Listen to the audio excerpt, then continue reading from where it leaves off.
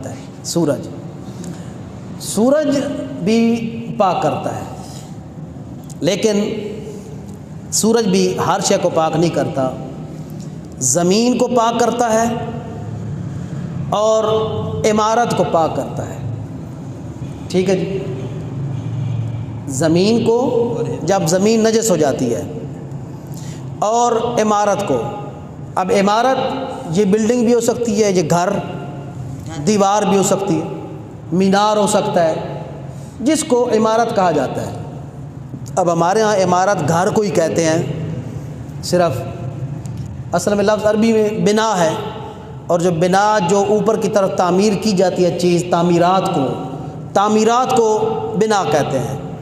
عمارت ہمارے ہاں لفظ خاص ہو گیا ہے گھروں کے ساتھ، یعنی یہ چار دیواری اور چھت کے ساتھ، لیکن لفظ عمارت جو ہے یہ عمومیت رکھتا ہے، چار دیواری اور چھت۔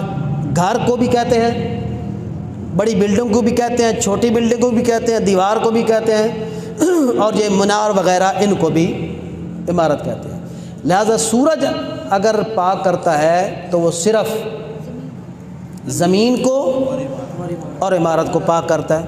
اب اتنی بڑی زمین ہے، کہاں سے انسان پاک کرے؟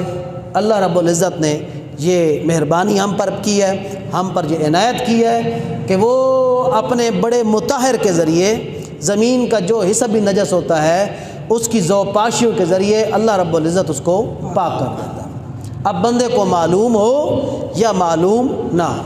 اچھا، یہ جو ہے آپ کے درخت، یہ جو پھل وغیرہ ہیں، یہ چیزیں، یہ سبزیاں، یہ بھی سورج کے ساتھ پاک ہوتی ہیں؟ نہیں، یہ پاک نہیں، یہ سورج ان کو پاک نہیں کرتا۔ سورج کو علاوہ فقط دو چیزوں کا ہے، زمین اور عمارت، دیواریں وغیرہ، ان کے ذریعے وہ اس کو۔ اچھا، زمین کی جو میں نے تعریف آپ کے سامنے کی ہے کہ زمین سے کیا مراد ہے؟ زمین سے مراد یعنی جو بھی زمین عرفی طور پر کہا جاتی ہے، اس میں آپ کے جو ہے وہ پتھر بھی شامل ہے، ریت بھی ہے، مٹی بھی ہے، وغیرہ وغیرہ۔